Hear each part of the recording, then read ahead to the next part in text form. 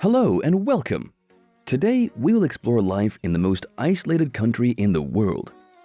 Imagine a place where time stands still, where ancient traditions thrive amidst breathtaking landscapes.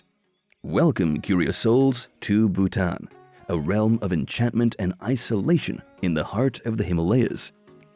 In this captivating exploration of Bhutan, we'll unravel the enigma of the world's most isolated country, from its awe-inspiring landscapes cradled by the Himalayas to the unique philosophy of gross national happiness that shapes the Bhutanese lifestyle.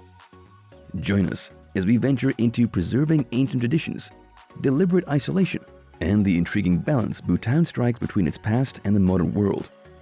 You might be wondering why we are embarking on this journey through Bhutan. Uncovering the secrets of Bhutan's isolation will help you understand a way of life that remains untouched by the currents of modernity and globalization. Through this exploration, we aim to capture the essence of a nation that has managed to preserve its identity in a rapidly changing world. Bhutan gained independence through a treaty with India in 1949, which granted the kingdom its sovereignty. However, due to Bhutan's topography, this Himalayan state is only accessible through India, and entering Bhutan requires a special transit permit. But once all the formalities are completed, Bhutan is unlike any other country one might imagine. The facial features of the Bhutanese are like that of Asians, but not in the way that Japanese, Koreans, Chinese, Filipinos, or Thais are.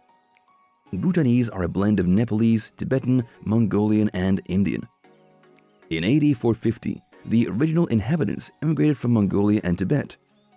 This country, which is roughly the size of Vermont and New Hampshire, now has 1.2 million residents. Bhutanese people speak their own language, Dzongkha, which is closely connected to Tibetan. However, English is the official language of the government, and practically all street signs are also written in English. Only a small proportion of the working population is fluent in English, which they learned in the United States, the United Kingdom, Australia, or India. Despite its long isolation from the rest of the world, Bhutan was the target of multiple foreign invasions decades after its establishment. In 1720, a Chinese imperial army invaded Tibet and took control of both Tibet and Bhutan. Bhutan's control changed multiple times after that, and the country's exact territorial extent was unknown. The British interfered in Bhutan in 1772 to 1773, and again in 1864 to 65. When the defeated Bhutanese signed a contract giving the British control of their southern border passes. In exchange for an annual British stipend, the Bhutanese pledged to accept British mediation in any future disagreements between Bhutan and its neighbors. Bhutan is considered the most isolated nation, as outsiders know little about this tiny Himalayan kingdom. The country has no formal diplomatic relations with the United States or the United Kingdom, and has itself secluded from the rest of the world for millennia, mainly in order to preserve its culture. It was not until the 1970s that the first foreign tourists were allowed in, but the authorities still keep a close eye on foreign influences. Bhutan is an agrarian civilization in which each family grows enough food for its own consumption. A rich man is considered someone who has surplus food. However, the country exports some lumber, fruits, canned juices, and agricultural products to India. Tourism is the country's largest source of income, followed by the sale of its postal stamps, which are traded by philatelists. But the country is essentially cut off from the rest of the world in imports and exports. The main reason behind Bhutan's isolation is that it allows only a few tourists. It first welcomed visitors in September 1974, with roughly 300 Americans among them. Many people became aware of this remote country after foreign dignitaries attended the king's coronation on June 2, 1974, which was widely covered by the international press. The government prepared a crew to accommodate travelers because 2 hotels had already been built for the ceremonial guests. There was no road leading into the country less than 20 years ago. Bhutan, a small and primarily Buddhist country, is cut by deep ravines and covered in thick forests. There are no traffic lights in the country. Smoking and tobacco products are prohibited, as are hunting and fishing. Climbing high peaks is prohibited, and employees must wear traditional clothing. With an area of 14,824 square miles, 38,394 square kilometers, this country is larger than Maryland in the United States or Montenegro in Europe. this seems significant until you spend hours negotiating narrow switchback roads through jungles and mountain ranges. The land seems enormous. 70% of the land is covered in woods, while the remaining 7% is buried beneath glaciers. Gangkhar Puensum, the tallest Himalayan peak, rises about 25,000 feet, 7,570 meters above sea level. This is the highest point in Europe, Africa, the Americas, and Australasia.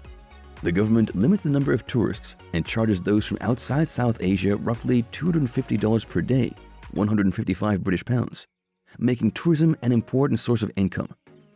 It is suggested that this has a low impact on the environment and culture, while also helping to retain the area's natural beauty. However, with the government's enormous debt, there are requests to allow more tourists in. Bhutan has also been at the forefront of world trends in a few areas, such as the ban on plastic bags since 1999 and the nearly complete prohibition on tobacco use. They use unconventional economic metrics.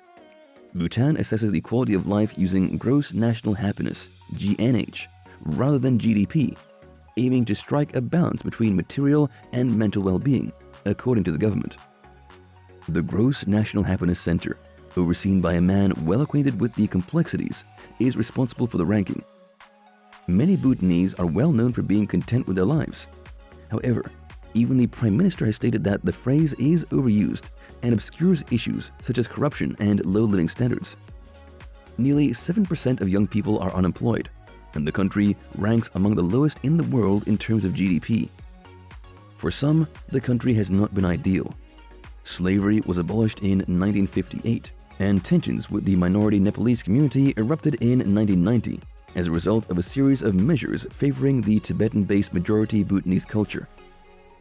Tens of thousands of people fled to refugee camps in Nepal, where their legal status is still being contested. Some of those left behind claim that they are still subjected to discrimination. Bhutan remains one of Asia's few unchanged countries and one of the world's most isolated and underdeveloped. Of course, there are more cars, better hotels, and better infrastructure. The main national road is finally getting some serious upgrades, and many new hotels and lodges are being erected.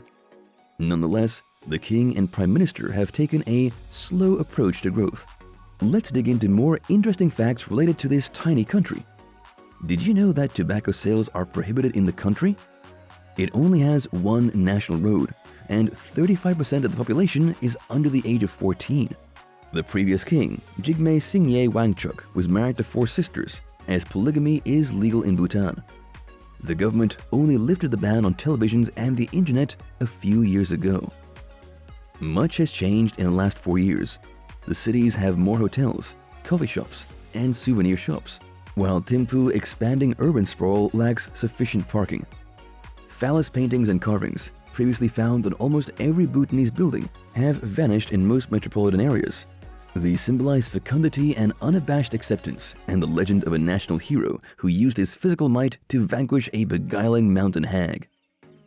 Smartphones and karaoke bars are now widespread in Thimphu, the capital, and young people, who make up the majority of the population, have embraced social media with ease. This has resulted in an increase in street fashion, as well as more open political debate. Both democracy and economic development showed positive growth and success in the decade that followed. Despite the fact that the unresolved refugee situation precluded refugees from Nepal's political process, Bhutan continued to grow political involvement within the country and hosted competitive elections every 5 years. The first 3 elections in the country were won by 3 different political parties. Economic development was among the world's fastest, and extreme poverty was practically eliminated. A number of successful efforts, including a significant increase in school enrollment and youth literacy, aided the development of both democratic institutions and economic prosperity. Much of Bhutan's progress has resulted from India's attention and investment in the country, which is strategically important to India. Bhutan's role as a go-between and buffer between the Indian and Chinese interests was highlighted in the summer of 2017, when Indian and Chinese troops clashed on a tiny plateau claimed by both countries and Bhutan. The stalemate began when Bhutan saw Chinese laborers attempting to build a road along the plateau, forcing India to send troops to the site. Hundreds of troops from both sides had gathered at the spot, and thousands more were nearby. Despite the fact that both India and China withdrew from the plateau after 2 months, both countries have since strengthened their military forces in the region. Bhutan's predicted population for this year is around 790,000 people, approximately 10% more than Seattle, Washington, or roughly the same as Nottingham, United Kingdom. Annual visitors increased by 24% between 2012 and 2016, reaching 54,600 people. That is roughly the capacity of Yankee Stadium in New York, or the number of people who visit Notre Dame Cathedral in Paris every 2 days. The number of American visitors is increasing, whereas the number of European visitors is stable. The Asian population is rapidly increasing. The number of Chinese has more than doubled in the last 6 years, and the influx of Vietnamese, Indonesians, Singaporeans, and South Koreans is increasing, especially between May and October. In the heart of the Himalayas, Bhutan's isolation has revealed a realm of wonder. From its untouched landscapes to cherished traditions and the philosophy of gross national happiness, Bhutan's uniqueness captivates. Bhutan's story, once veiled in seclusion, now stands as an inspiring tapestry of resilience. In this evolving tale, echoes of the past harmonize with modern aspirations, painting a portrait of a nation navigating change while safeguarding its identity.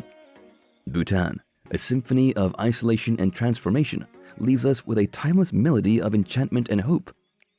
As the kingdom navigates the currents of change, Bhutan's future unfolds with promise and challenge.